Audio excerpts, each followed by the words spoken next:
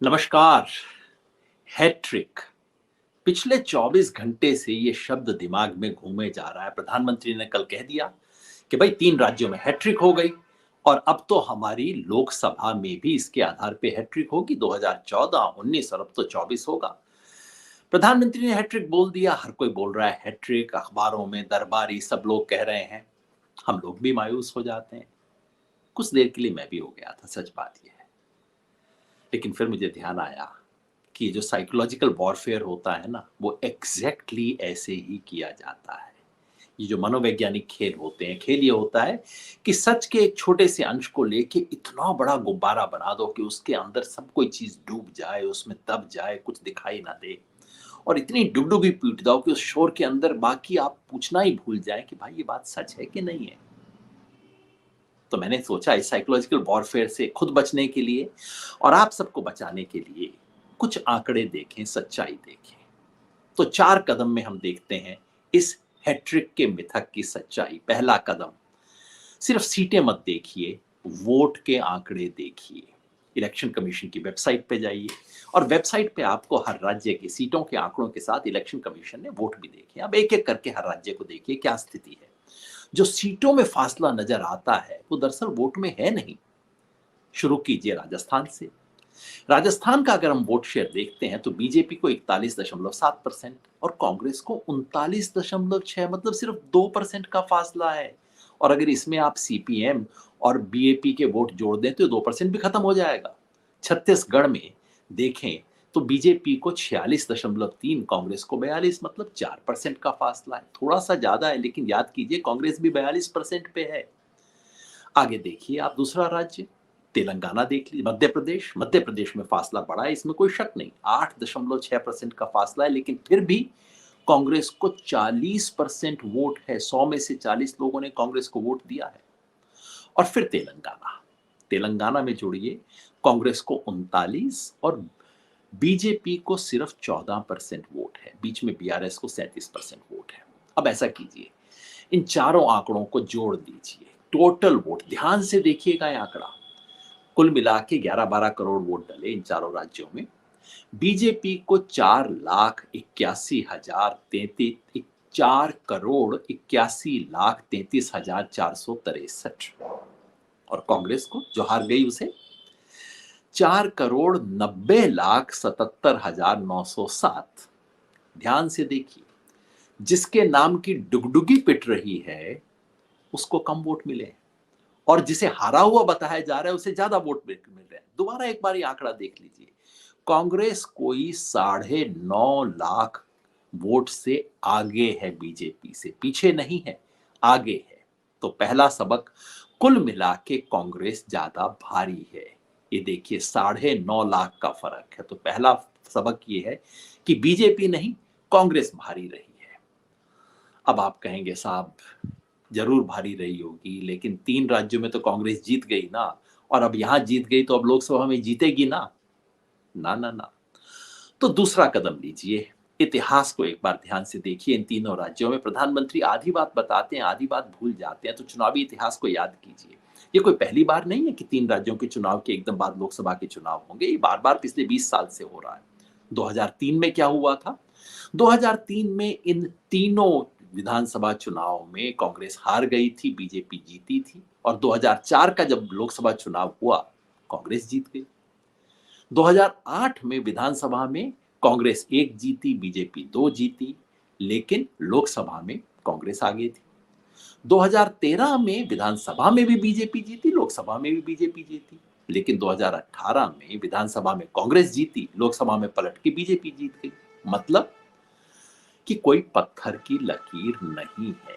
इतिहास का ये सबक है कि विधानसभा चुनाव में कौन सी पार्टी जीतती है, उसके नतीजे लोकसभा में पलटे जा सकते हैं।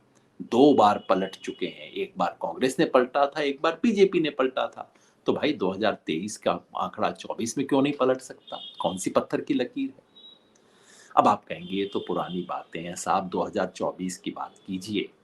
चलिए तीसरा कदम उठाते हैं, 2024 का समीकरण समझते हैं।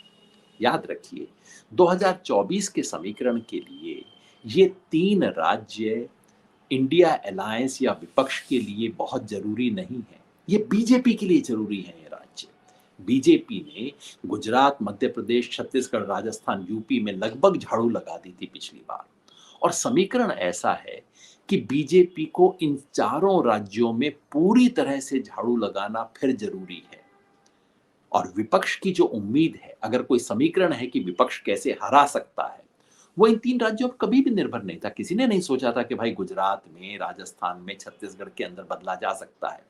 विपक्ष का अगर समीकरण है इंडिया गठबंधन का, तो वो कर्नाटका, महाराष्ट्र, बिहार, बंगाल इन पे निर्भर है, जहां बीजेपी के पास बहुत सीटें हैं और पलटी जा सकती हैं। मतलब कि इन तीन राज्यों पर इंडिया गठबंधन निर्भर नहीं है। ये बीजेपी के लिए जरूरी है। कांग्रेस के लिए या इंडिया गठबंधन के समीकरण 2024 जीतने के लिए ये राज्य बहुत क्रिटिकल थे ही नहीं।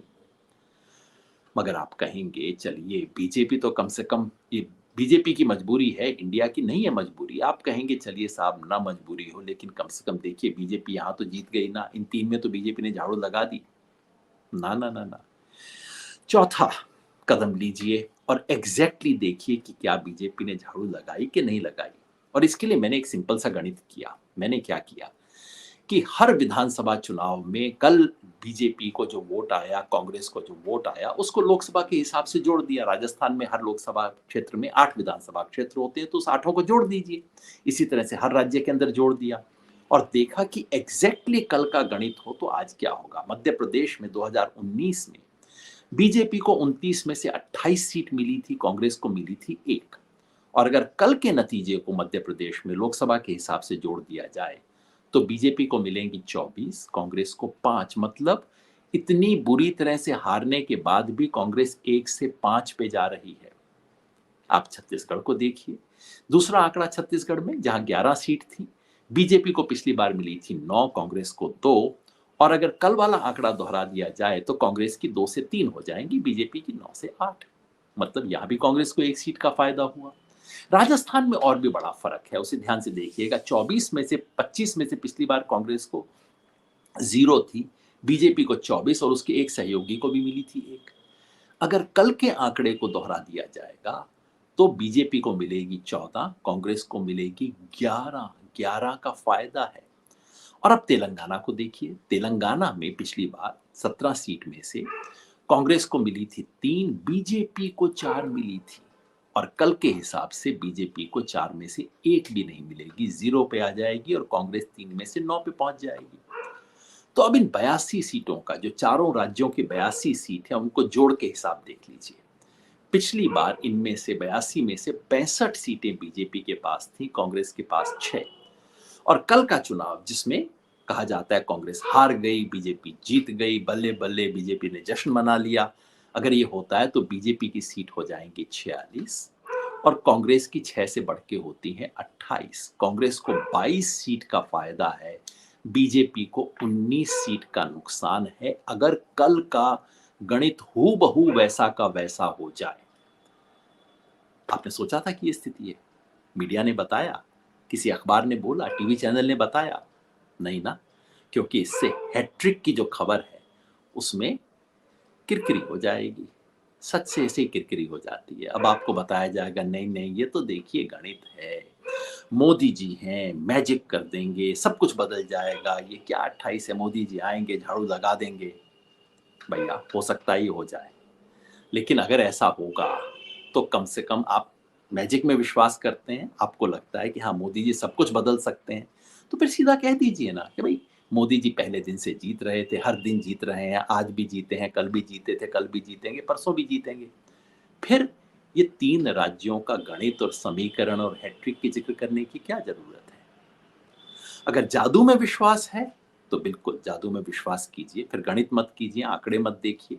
लेकिन गणित और आंकड़े में विश्वास है तो निष्कर्ष बिल्कुल साफ है कि इस परिणाम से दरअसल कांग्रेस की लोकसभा की स्थिति पहले से बेहतर हो, पिछली बार से बेहतर होती है। कांग्रेस जीत नहीं रही है इन 82 सीटों में, लेकिन पिछली बार से कांग्रेस की स्थिति बेहतर हो रही है। मतलब कि 2024 का खेल आसान नहीं है। मैं बिल्कुल नहीं कह रहा हूं कि खेल आसान है। अगर राजस्थान, छत्तीसगढ़, मध्य प्रदेश में कांग्रेस जीत जाती तो स्थिति कहीं बेहतर हो जाती। लेकिन 2019 से आज भी बेहतर स्थिति में है। 2024 का खेल मुख्यतः इन राज्यों में नहीं होगा, इससे बाहर होगा, और वो खेल आज भी खुला हुआ है। हैट्रिक सुन लीजिए, लेकिन साइकोलॉजिकल वॉरफेयर में मत आइए। मैच शुरू होने से पहले वॉक ओवर नहीं देना है। बहुत बहुत शुक्रिया, धन्यवाद।